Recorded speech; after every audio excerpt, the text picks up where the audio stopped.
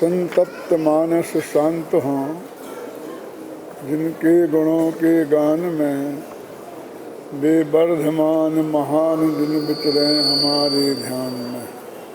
ये खुला हुआ है क्या?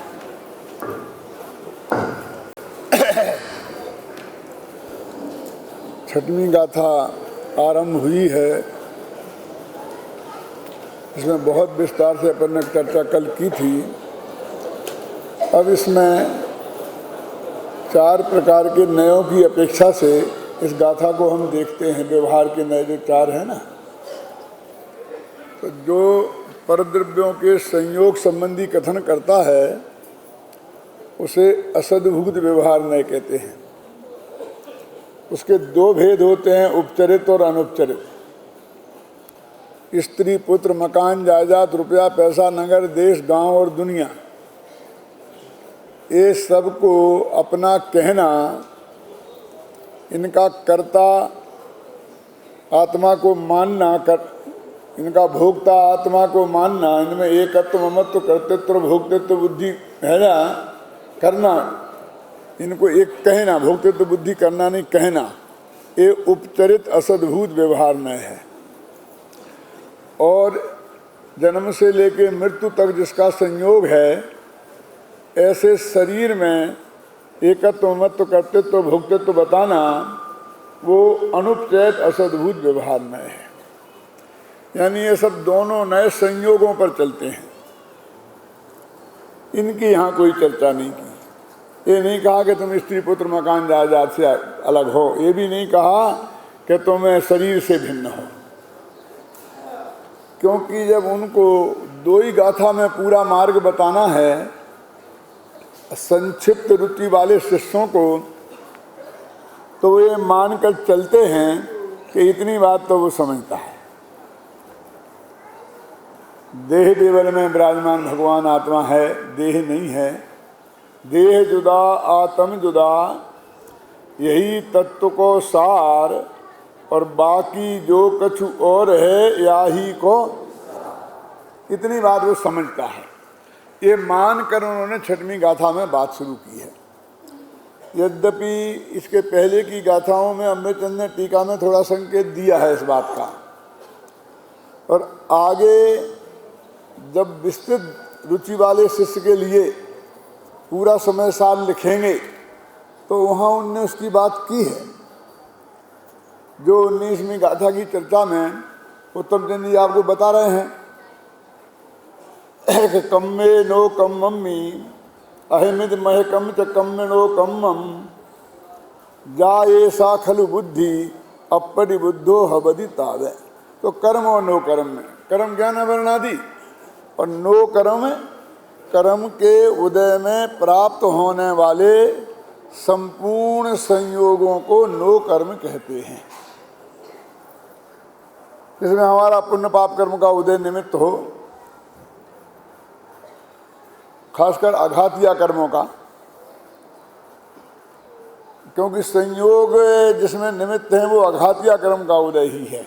घातिया कर्म के उदय में संयोग नहीं मिलते।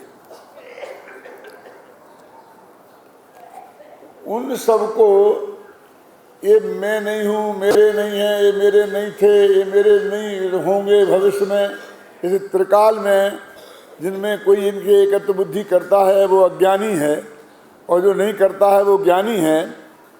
तो वो उन 2 नयों की चर्चा है। यहाँ उन 2 नयों की चर्चा को ऐसा मान करके पंचाष्टिका और प्रवचनसार में बहुत विस्तार से आ चुकी है, इसलिए वो उनने यहाँ नहीं की, और सीधी ये बात कही कि ना मैं प्रमत्त हूँ ना अपरमत्त हूँ। माने अपने द्रव्य की मर्यादा के भीतर ये बात की।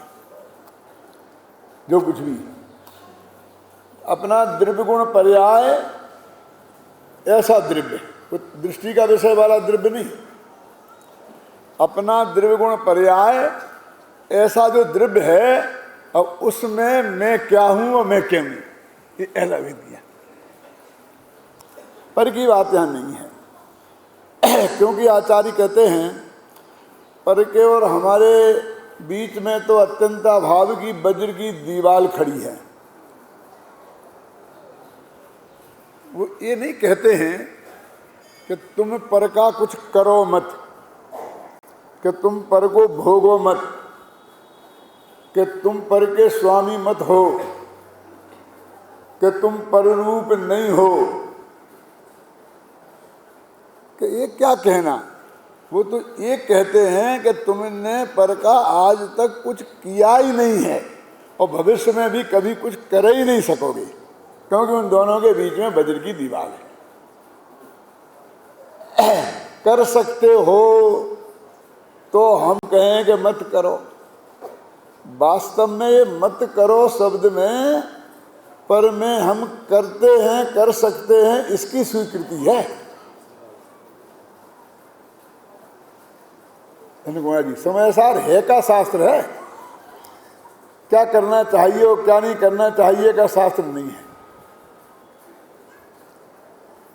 वो तो ये समझाने के यहाँ बैठे हैं कि तुमने वो बाहर में कुछ किया ही नहीं है, सिर्फ माना है कि मैंने किया है और माना है कि मैं कर रहा हूं और ऐसा माना है कि मैं करूंगा, जबकि तीनों काल में तुम उसको, तुम्हारा हाथ वहां तक पहुंचता ही नहीं है। समझ में है ना। अब वो ये कहते हैं, अब इसमें बहुत बातें आ जाती हैं, मैं लंबाऊंगा नहीं, कि जब हमने पर में कुछ किया ही नहीं, देह में कुछ किया नहीं, स्त्री पुत्रादि में कुछ किया ही नहीं, कर ही नहीं सकते हैं, तो देह की क्रिया में, स्त्री पुत्रादि की क्रिया में कैसे धर्म हो सकता है, हमारा धर्म कैसे हो सकता है। और उसमें बहुत विस्तार हो सकता है, लेकिन वो उस विस्तार में जाने की आचार्य ने जरूरत नहीं समझी, तो मैं भी जरूरत नहीं समझता हूँ। फिर ये कहते हैं कि ठीक है कि हमने किया नहीं कुछ, लेकिन त्याग तो करें। क्या, क्यों दीदी, त्याग तो करें कि तुमने ग्रहण किया हो तो त्याग करो। ये भगवान आत्मा ग्रहण त्याग से शून्य है, त्यागोपादान शक्ति से, शून्यत्व शक्ति से संपन्न है। तो आज तक पर का ग्रहण किया ही नहीं, कर सकते ही नहीं, कर रहे नहीं, कर सकोगे ही नहीं, तो इसके लिए हमें क्या कहना कि ऐसा मत करो। तो हमने कुछ किया ही नहीं, तो फिर ये हमको सजा क्या बात की। हमने हिंसा की नहीं, हमने झूठ बोला नहीं, किसी को मारा नहीं, किसी को पीटा नहीं, किसी की हत्या नहीं की, किसी की हत्या करने की सोची नहीं, क्यों? फिर हमें फांसी की सजा पे क्यों चढ़ाया जा रहा है? वो जो गोली हाथ में हमारी थी ना, बंदूक थी, और जो हमने ऐसा दबाया था, वो तो पुद्गल की थी, और वो गोली भी पुद्गल की थी, और उसका तो हम कुछ करता मरता है ही नहीं, क्यों? तो सजा किस बात की? सजा तो मिल रही है, लोक में नहीं परलोक में भी। लोक में सजा तो एक दफा फांसी होती है, और परलोक में समझ जा तो लाख बार फांसी होती है। लाख बार फांसी कैसी? जब नरक में जाता है ना जी, तो वहां पर कहते उसे मार काट के टुकड़े टुकड़े कर दो, तो फांसी हो गई ना, तो एक फांसी निपटी, और फिर मिलके इकट्ठे हो गए, और फिर फांसी, फिर फांसी, फिर फांसी, फिर फांसी। उस अपराध की सजा जो हमने किया ही नहीं है, कर सकते ही नहीं है, इतनी बड़ी सजा किस बात की? तो अपने एक श्लोक कल परसों सुनाया था ना साहब, कि विकल्प कहा परम करता, विकल्पा कर्म केवलम, कि तूने उसे मारने का विकल्प किया था, मारने का नहीं किया होगा तो मरवाने का किया होगा, मरवाने का नहीं किया होगा तो अनुमोदना की होगी, कम से कम भगवान से प्रार्थना की होगी कि भगवान ये हो जाए ऐसा काम तो एक नारियल चढ़ाऊंगा। जैसे भगवान को हत्यारा समझते हो, और एक नारियल की घूस में वो किसी की भी हत्या कर देगा। क्यों? तो वो कहते हैं कि ये जो तूने विकल्प तेरे चित्त की भूमि में खड़ा हुआ था वो तेरे द्रव्य की मर्यादा के भीतर है, वो प्रमत्त भाव है, क्यों है ना तंत्र जी। तो ये सजा तो उसकी है, क्या समझ में है ना। और तो तुम इतनी बार मारा जा रहा है, काटा जा रहा है, ये कोई सजा नहीं है, ये तो शरीर काटा जा रहा है, मारा जा रहा है। जो उस वक्त तेरे को परिणामों में अनंत आकुलता होगी वो असली सजा है। नैगम नय का वर्णन करते हुए एक उदाहरण दिया है, क्या संजय, संजीव के संजीव है यार, क्या देखा कि ये जो जीव पाप परिणाम वाला जो जीव है तो वो भविष्य में नरक जाएगा, तो उसको उस नैगम नय से वर्तमान में नारकी कहते हैं, है ना। कौन सा धबला का है ना उद्धरण, धबला का उद्धरण मैंने नए चक्र में उद्धृत किया है।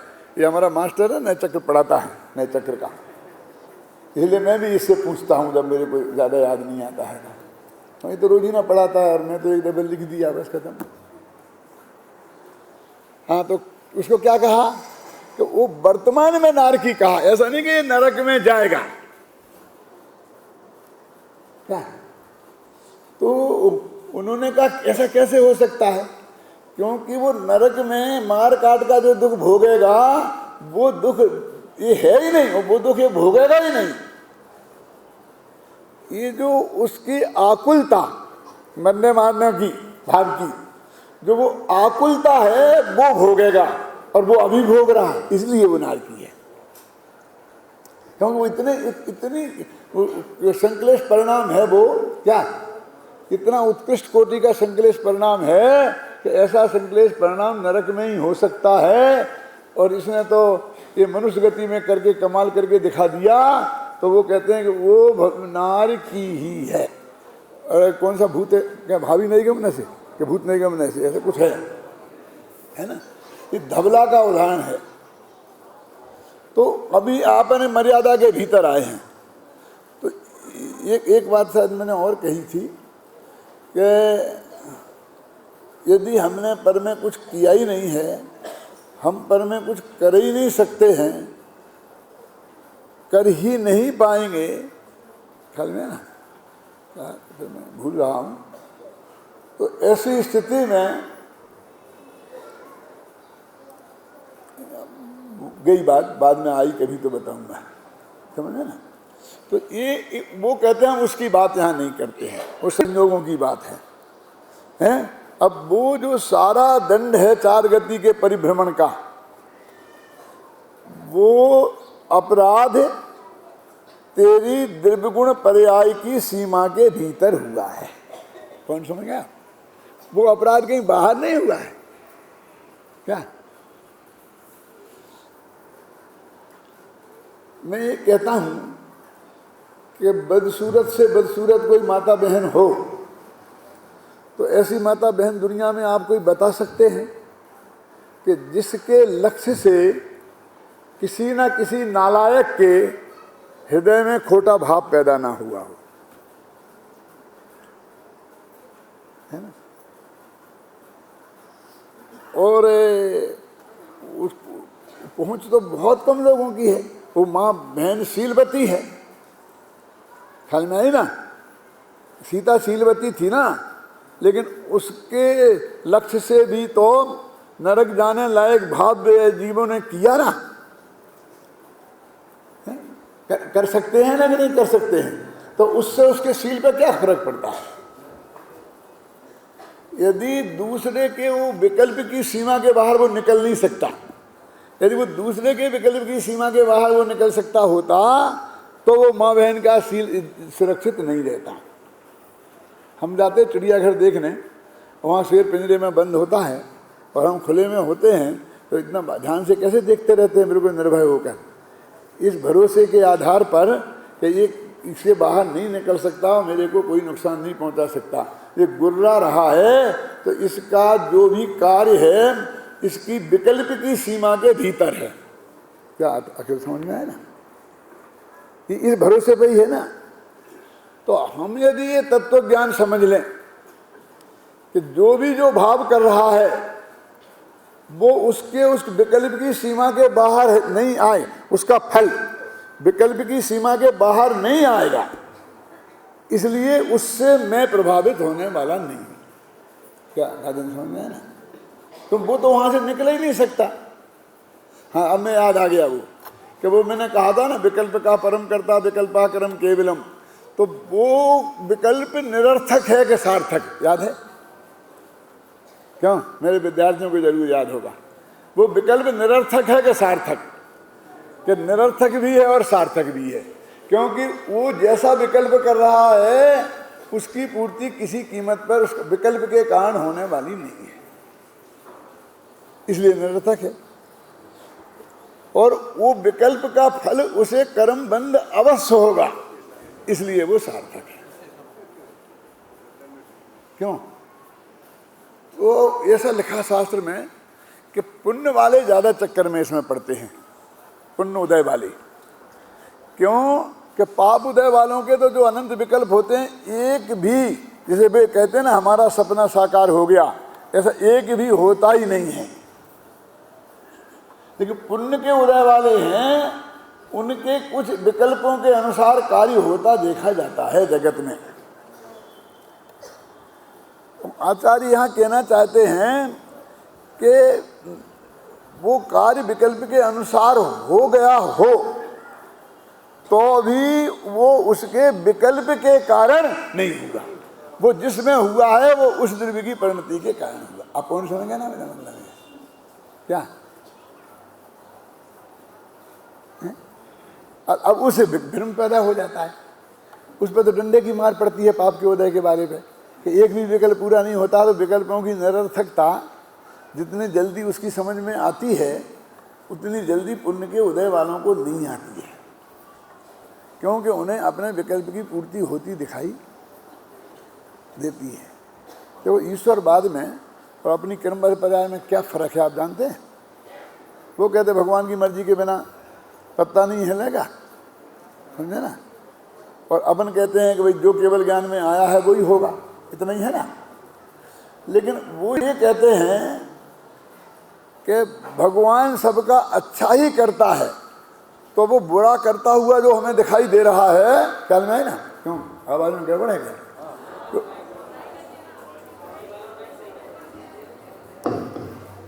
ये बोल तो बहुत जोर से रहा है।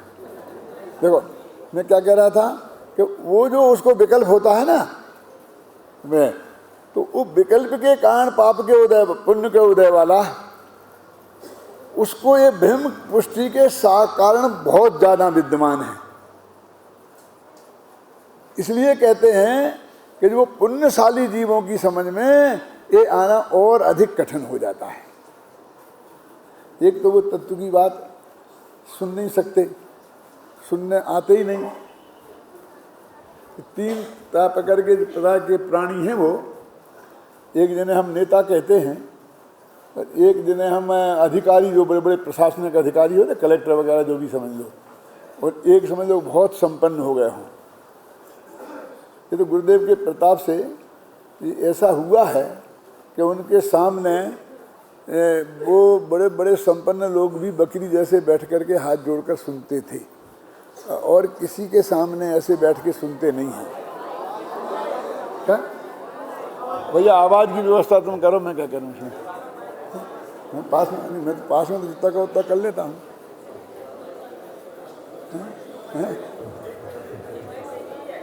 हटा दें ये भैया, ये हटाने की बात कर रहे हैं।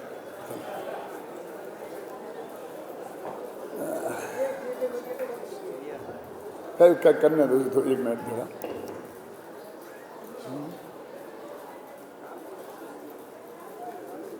उनके पास वो परम सत्य भी था जो तीर्थंकर भगवान की दिव्य धुनी में आया था, और वो जैसा कि कहा जाता है और उनके सारे जीवन से लगता भी है कि वो भविष्य के तीर्थंकर होंगे। लेकिन बड़े बड़े जो कितना ही पुण्यशाली लोग हों, वो भी उनके पास जो बड़े लोग आते हैं वो अपनी प्रशंसा सुनने आते हैं और वे बड़े बड़े लोग उन्हें उनकी प्रशंसा सुनाते हैं, बड़े बड़े आचार्य बाकी सब समझे ना ये।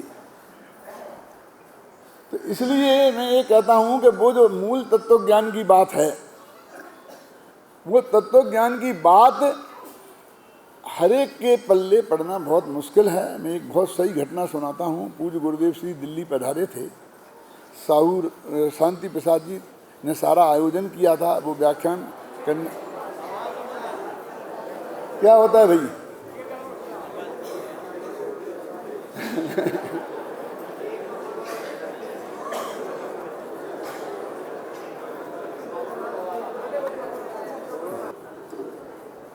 तो पूज्य गुरुदेव श्री वहाँ पधारे थे, साहू शांति प्रसाद जी वहाँ सुनते थे, और पूज्य गुरुदेव श्री की कृपा थी तो उन्होंने थोड़ी मेरी कई प्रशंसा की होगी और साहू जी ने भी सुनी होगी। तो साहू जी ने मेरे से कहा कि मैं कश्मीर जा रहा हूँ और आप मेरे साथ कश्मीर चलो। तो वही समय अपना प्रशिक्षण शिविर का होता है,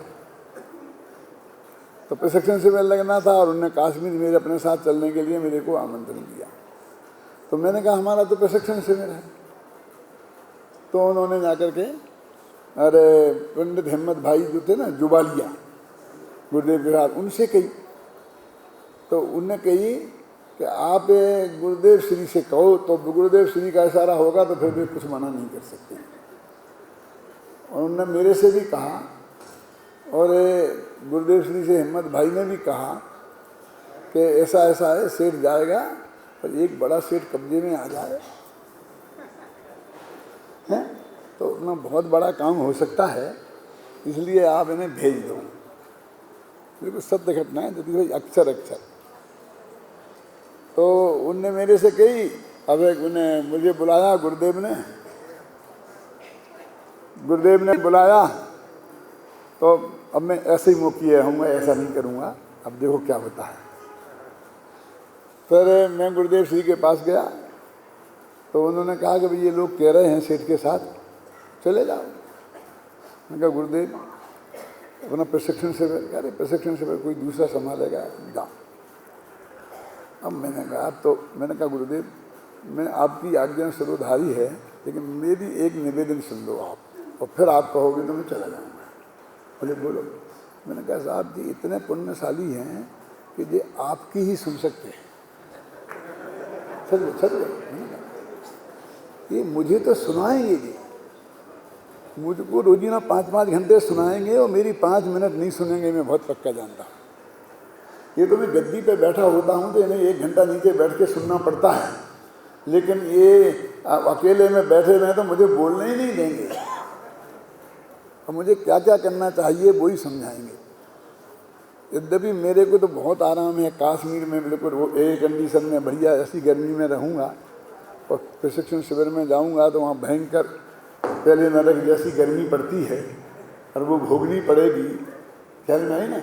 और मैं ज़िंदगी अपने भरोसे तो कभी गर्मियों में कश्मीर जा नहीं सकता, लेकिन मेरा ये बिल्कुल मानना है कि 1 महीने में क्या 3 महीने में इन्हें मैं कुछ भी नहीं सिखा सकता। अब आप बोलो, आज्ञा मेरे से बोलो तो मैं जाऊं, और नहीं तो जितने लोग मेरे पास सीखने आएंगे जिन्हें मैं कुछ सिखा सकता हूं। अच्छा बोलो ठीक तुम ठीक कहते हो, खत्म।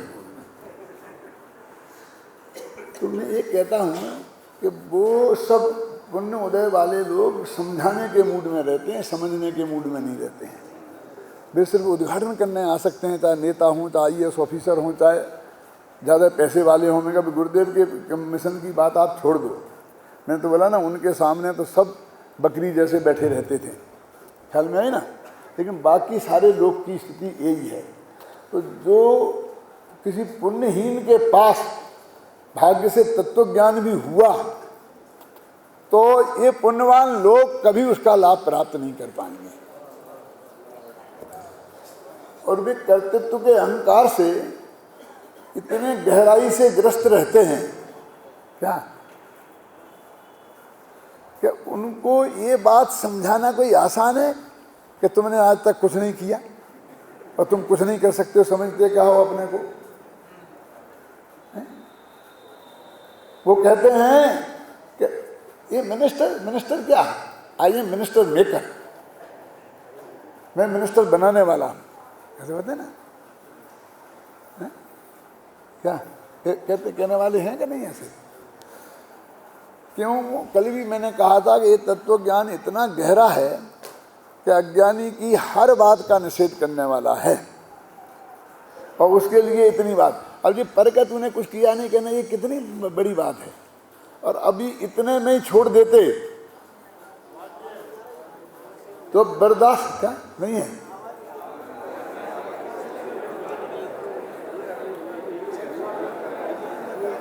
कौन सा भैया क्या है?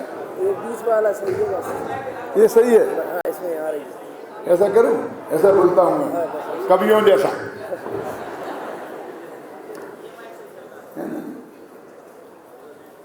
बीच बीच में विघन पड़ता है तो मेरा फ्लो टूट जाता है, अब समझे ना? तो मैं आपसे ये कहता हूँ कि ये जो लोग हैं ना, इतने कर्तृत्व के अहंकार से ग्रस्त रहते हैं कि उन्हें ये समझाना कि तुम्हारा किया कुछ नहीं हुआ है, नहीं होगा, तुम्हारे सारे विकल्प निरर्थक हैं, ये किसी तरह उनके गले उतर भी जाए तो फिर उस विकल्प की सजा तुम्हें गारंटी से मिलेगी, ये बात नहीं उतरेगी। क्या क्या? तुमने हत्या का विकल्प किया किसी का, तो वो जीव नहीं मरा, ये तो बात पक्की है, ख्याल नहीं ना? तो फिर तो हम सजा से मुक्त रहेंगे कि हाँ इस अदालत की सजा से तुम मुक्त रहोगे, ख्याल नहीं ना?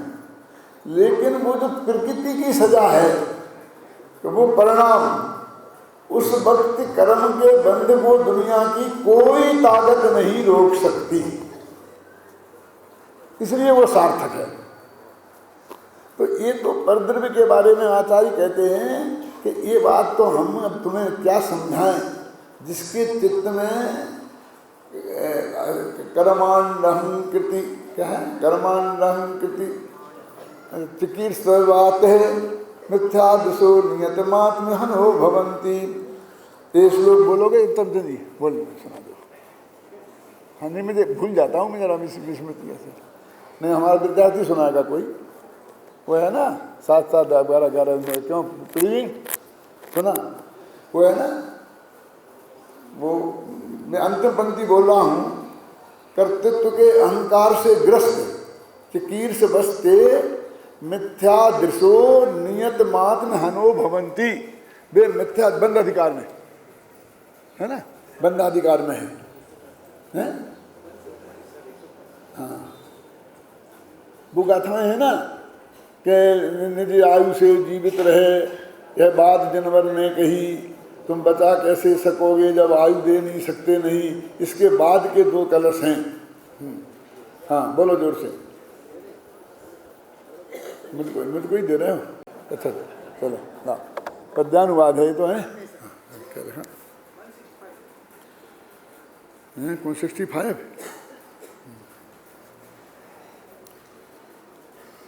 भले ही सब कर्म पुद्गल से भरा यह लोक हो।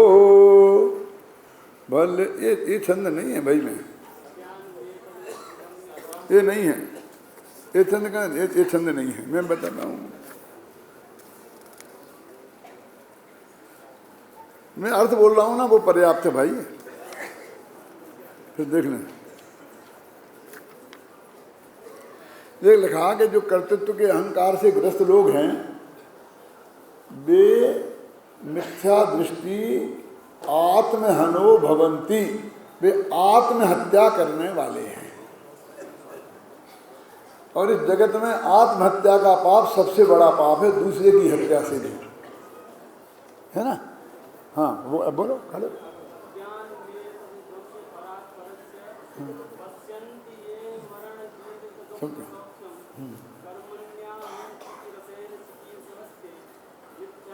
तो नियत महात्मा माने परद्रव्य के कर्तृत्व के अहंकार में जो लगे हैं, वो तो नियम से आत्महत्या करने वाले हैं। वो नियत लिखा ना, नियत निश्चय, और वो उसका मतलब है गारंटी से नरक जाने वाले हैं। अच्छा ना, आत्महत्या वाला तो कोई ऊपर कहीं जा नहीं सकता, कहीं दूसरे में।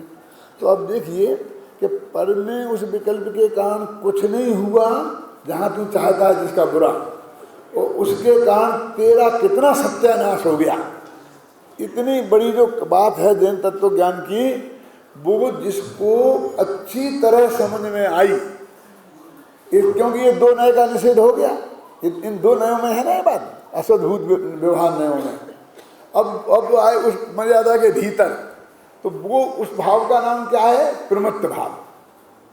अब ये देखो कितनी गजब बात है कि वो जो तेरे हृदय में मारने का भाव हुआ, देखो मैं मारूं कि मैं मरवाऊं, और के मर जाए तो अनुभव ना करूं अच्छा रहा, संकट कट गया। ऐसे संकट कटते होते तो अनंत बार मोक्ष हो गया होता हमारा, ख्याल नहीं ना? तो वो महासंकट निकट है, लेकिन वो भाव, अब उस भाव की बात करते हैं। परदेव की बात तो जाने दो कि अंदर में जो वो भाव है वो प्रमत्त भाव, उसका नाम है प्रमत्त। क्यों अपन ने कह दिया ना कि पहले गुणस्थान से छठवें गुणस्थान तक प्रमत्त, तो पहले गुणस्थान से छठवें गुणस्थान तक जितने भाव आ सकते हैं वो सब प्रमत्त भाव में आ गए। ठीक है ना जनक कुमार जी?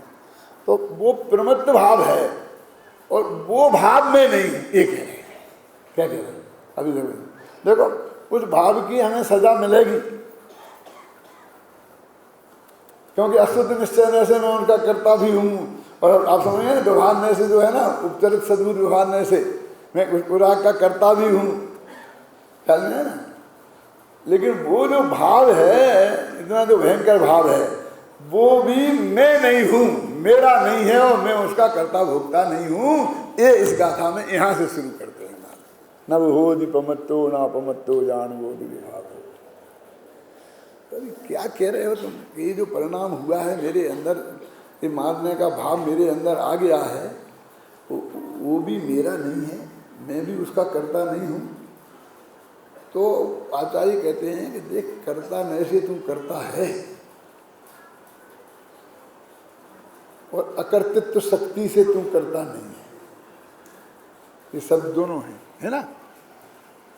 क्यों?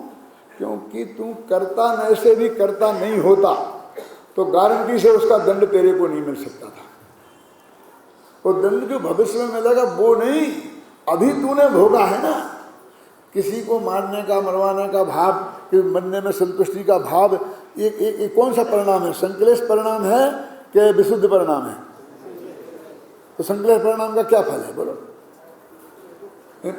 विशुद्ध भाव तो है नहीं। यद्यपि विशुद्ध भाव भी कोई मोक्ष का कारण नहीं है, मेरे कहने का मतलब ये है। लेकिन वो ये कहते हैं कि कर्ता न से तू उसका करता है, इसलिए सजा मिलेगी। और अकर्तृत्व शक्ति ये कहती है कि तू उसका कर्ता भोक्ता नहीं है। तो अब ये क्या मतलब है कि यदि तू श्रद्धा के लेवल पर उसके कर्तृत्व भोक्तृत्व को बुद्धि ना करे तो वो अनंतमयी भाग सजा मिलेगी, अनंत गुणी सजा बच जाएगी। सजा तो मिलेगी। फिर कहता हूँ ये बात मैं कह सका कि नहीं कह सका। एक समझ लो कि सम्य दृष्टि है, और सम्य दृष्टि को भी ऐसा विकल्प आ गया, मरने का क्या अभी मारने का आ सकता है ना। देखो राजा सिंह छायक सम्य दृष्टि थे, और अभी आपने कहते ना उनको ऐसा हो गया। और जितने बड़े बड़े चक्रवर्तियों की बात आती है तो चक्र चलाया किसी पे, तो वो क्या है? मारने का भाव भी आ गया ना। लेकिन वो वक्त मारने की बुद्धि, मैं मार सकता हूँ किसी को, ऐसी नहीं है। तो मारने के भाव का बहुत अल्प बंध है, और मारने की बुद्धि का अनंत गुणा बंध है। समझ नहीं ना आपकी में? तो विकल्प तो वर्तमान की भूमिका में कमजोरी के कारण आ सकता है। मेरे सुनो गुरुदेव श्री इसके लिए ऐसा फरमाते थे कि निषेध बुद्धि पूर्वक उसको आता है, ज्ञानी को ऐसा विकल्प है। और निषेध बुद्धि पूर्वक का क्या अर्थ है? निषेध बुद्धि पूर्वक का अर्थ ये कि वो उससे आया और उसी वक्त उसी के साथ एक समय बाद ही उसमें निषेध, अरे ये क्या हो गया, ये क्या, नहीं नहीं ऐसा ये नहीं, ये किसी कीमत पर ठीक नहीं है। इसका नाम है निषेध बुद्धि पूर्वक, क्योंकि वहां ज्ञान जागृत है ना। साबित्रगत कमजोरी के कारण विकल्प आ गया, ज्ञानियों की भूमिका में भी आ जाता है, समझे ना। लेकिन उसी वक्त उसके अंदर में उसकी निषेध बुद्धि आई, तो निषेध बुद्धि के आते ही अनंत गुणी सजा माफ हो गई। लेकिन वो बिल्कुल माफ हो जाए ऐसा संभव नहीं। यदि अदालत ने अपराधी है ऐसा घोषित कर दिया, जैसे क्या बोलते हैं, नक्की हो गया, क्या दोषी करार कर दिया, अब सजा 8 दिन बाद सुनाएंगे, तो अब इसका मतलब ये है कि 8 दिन बाद ये सुना देंगे कि इनको बरी किया जाता है, ऐसा नहीं है। दोषी करार दिया है तो सजा सुनाएंगे। अब वो 1 बरस की होगी कि आजीवन होगी कि मौत की होगी कि 1 दिन की होगी, कि अदालत जब तक ना उठे तब तक यहाँ बैठे रहो, इतनी होगी, लेकिन वो सजा होगी ही, क्योंकि अपराधी करार हो गया है, तो उस नाते वो सजा उतनी होती है उसको। तो श्रद्धा के दोष से सही बात समझ में आ जाए तो वो हमारा काम बहुत कुछ हो सकता है, लेकिन वो उसके साथ निषेध बुद्धि आनी चाहिए। निषेध बुद्धि पूर्वक वो काम होना चाहिए कि, और उसके पीछे परम सत्य ये है कि ये भाव मेरे लिए तो महान अहितकर है ही, लेकिन जिस लक्ष्य से ये भाव हुआ है उसमें अकिंचित कर है। तो 2 ही जगह से गए, जो हम करना चाहते हैं वो तो हुआ नहीं और हम बंध गए। ये जो मूल तत्व ज्ञान है, तो वो कहते हैं कि ऐसा जो प्रमत्त भाव है, वो प्रमत्त भाव जो तेरी मर्यादा के भीतर ही होता है, वो बाहर कर रंच मात्र भी कार्यकारी नहीं होता है। आचार्य कहते वो भी मैं नहीं हूं, और उस प्रमत्त भाव के निषेध में जो अप्रमत्त भाव आएगा वो भी मैं नहीं। क्या कुछ लोग क्या कहते हैं, प्रमत्त भाव माने अशुभ भाव और अप्रमत्त भाव माने शुभ भाव, इसे दोनों का निषेध। ऐसा नहीं है, इसमें ऐसा लिखा है, शुभाशुभ भाव के निषेध रूप होने से मैं प्रमत्त भी नहीं हूं और अपत्त भी नहीं हूं।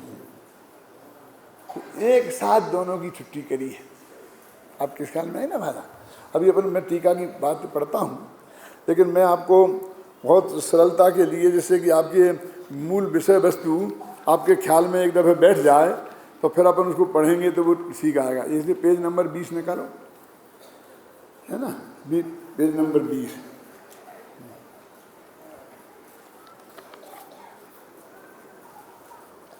इस गाथा में दृष्टि के विषय को स्पष्ट किया जा रहा है।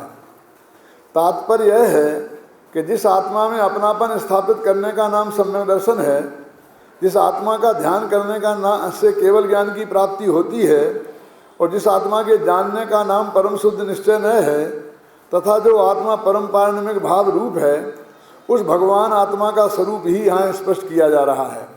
उसी भगवान आत्मा को इस गाथा में ज्ञायक भाव से संबोधित किया गया है। और पारणामिक भाव नहीं कहा, ज्ञायक भाव कहा, तो मैंने पहले बताया था ना। वो परम पारणिक भाव रूप होने पर भी यहाँ उसे पारणिक भाव न कहकर ज्ञायक भाव भी कहा है, क्योंकि पारणिक भाव तो सभी द्रव्यों में समान रूप से पाया जाता है, पर ज्ञायक भाव आत्मा का ही असाधारण भाव है। यह ज्ञायक भाव वही है जिसे पिछली गाथाओं में एकत्व भक्त भगवान आत्मा कहा गया है।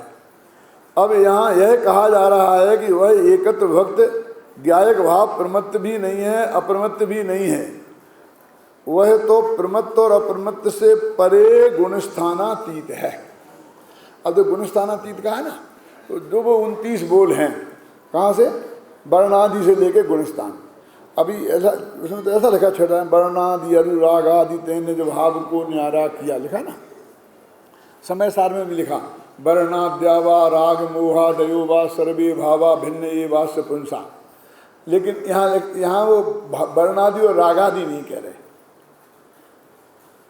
वर्णादि 20 हैं और रागादि 9 हैं, और रागादि में 9वां गुण स्थान। तो वो कहते वर्ण से लेके गुण स्थान पर्यंत। तो इस पहले में तो पकड़ा पहले और रागादि के ग्रुप में पकड़ा अंत का।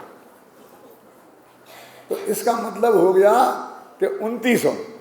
तो वो कहते गुण स्थान, ये 14 गुण स्थान में नहीं हूं, ये 6वीं गाथा में कहा ना, तो उसमें आ गया 29 ही भाव में नहीं। जब अंतिम बात भी नहीं है तो उसके पहले कहते हो ही नहीं।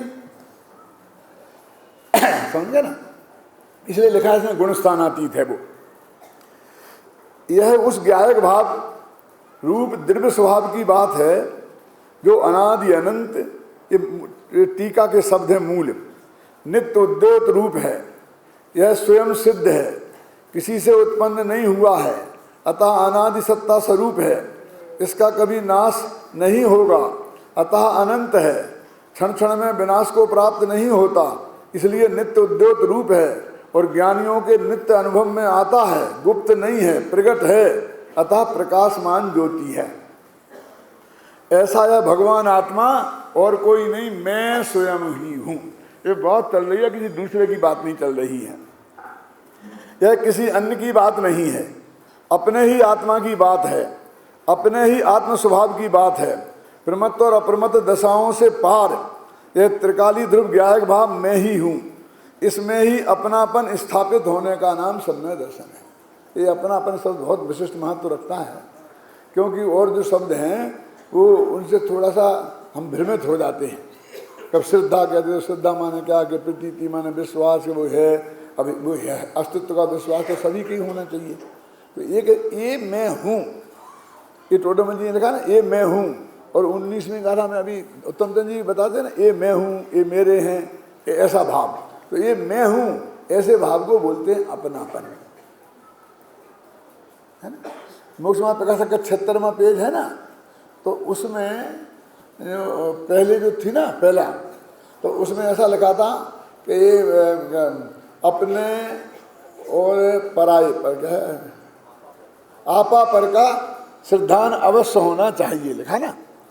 अब उसका ये अनुवाद करिए, अपना और पर का सिद्धांत अवश्य होना चाहिए, तो वो उसका भाव गायब हो गया।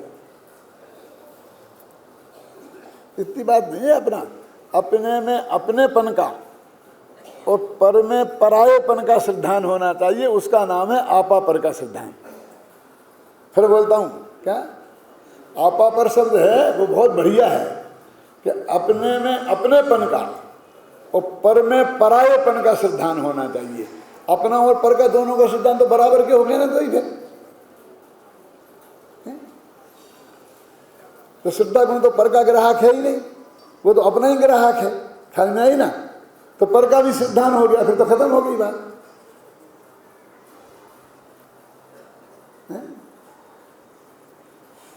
यदि कोई बढ़िया शब्द नहीं मिलता है हमें तो हम वो ही रख दें, अपा पर का सिद्धांत होना चाहिए, कि अपने में अपनेपन का और पर में परायेपन का सिद्धांत होना चाहिए।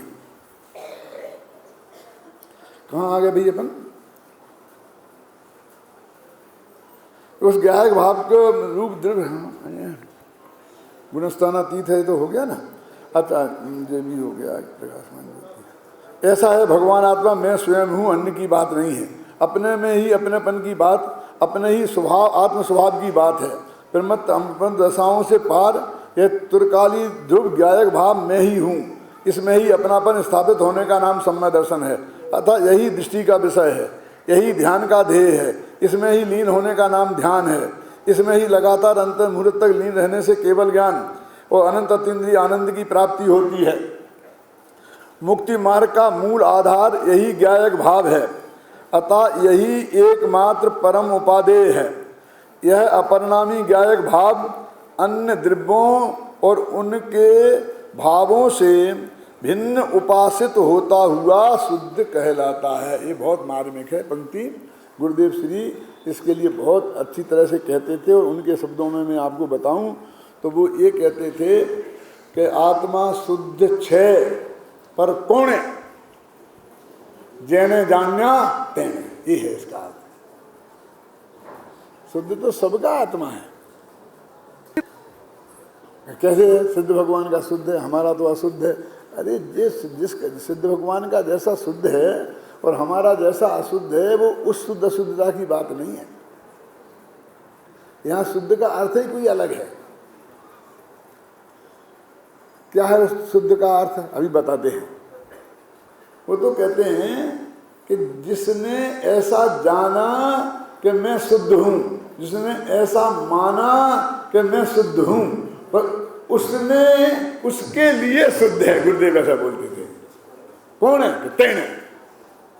तो क्या मतलब कि वो शुद्ध तो है, लेकिन उसके शुद्ध होने का लाभ उसे प्राप्त होगा जो ऐसा जानेगा, अन्यथा लाभ प्राप्त नहीं होगा। तो आपको अभी जो अपन शुद्ध कहा, तो आलोक जी अपन शुद्ध का कई समझते हो, राग द्वेष से रहित, ऐसा वैसा ऐसे समझते ना। देखो इसमें ही लिखा है, क्या लिखा है? अगली पंक्ति पढ़ो। यह अपरिणामी ज्ञायक भाव अन्य द्रव्यों और उनके भावों से भिन्न उपासित होता हुआ शुद्ध कहलाता है। देखो इस संस्कृत, देखो संस्कृत में क्या लिखा है,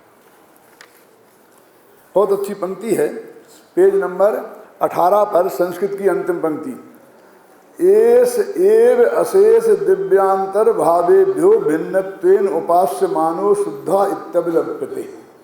और ये पंक्ति शुद्धता के अर्थ में मोक्ष मार्ग प्रकाशक में पंडित टोडरमल जी ने कोट की है कि तुम शुद्ध शुद्ध क्या करते हो?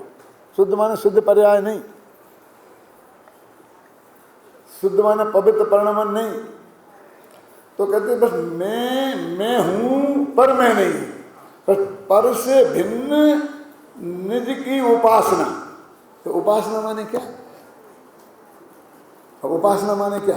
तो पर ये अपनी 15वीं कलश और 16वीं गाथा में ये बात आ जाएगी, आ जाती है। क्या है 15वां कलश है?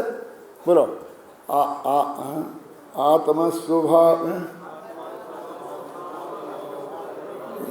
ये नहीं है। एस ज्ञान घनो आत्मा नित्यम, एक एस ज्ञान घनो नित्यम आत्मा।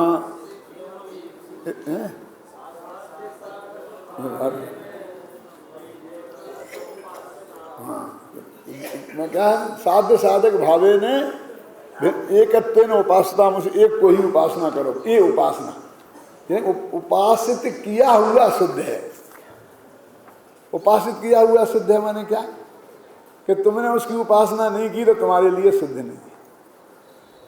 वो तो शुद्ध ही है कि शुद्ध भी ऐसा होता है कि तुम्हारे लिए है और हमारे लिए नहीं है, जहाँ होता है, क्योंकि उसके होने का लाभ तुम्हें नहीं मिलेगा। तो भिन्न रूप से उपासित किया हुआ, उपासित किया हुआ माने माना हुआ, जाना हुआ, स्वीकार किया हुआ और उसमें अपनापन स्थापित किया हुआ, इसका नाम है उपास्य। उपासित किया हुआ शुद्ध है। जिसने उपासित किया शुद्ध है। तेरे ऐसे शुद्ध शुद्ध कहने से क्या होता है? तुम शुद्ध जानता है ना। कहते धर्म धर्म कोई कहे धर्म न जाने कोई, धर्म मरम जाने बिना धर्म कहाँ से होए, ऐसा ना।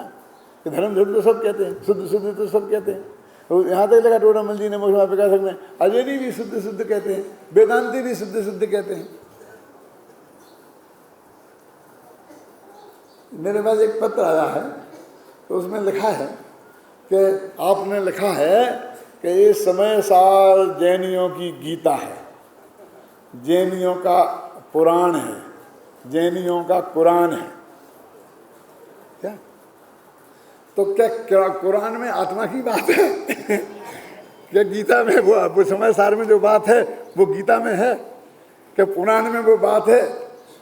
अरे भाई, जो महत्व हिंदुओं में गीता को प्राप्त है, जो महत्व मुसलमानों में कुरान को प्राप्त है, जो महत्व हिंदुओं में पुराणों को प्राप्त है, वो महत्व अपना जैन दर्शन में समय सार को प्राप्त है।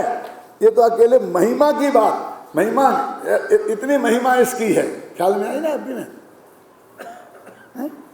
इस अर्थ में है। अब जो उसमें वर्णन है और कुरान में एक ही है, वो दोनों ही एक ही है, वो दोनों, इतनी वो समानता में जाने की बात नहीं है। ये बिल्कुल ऐसा साधारण बात है कि शायद लाख में एकाध आदमी को ऐसा भ्रम होगा कि मैं गीता समय सार को, कुरान को, गीता ऐसा मानता हूँ।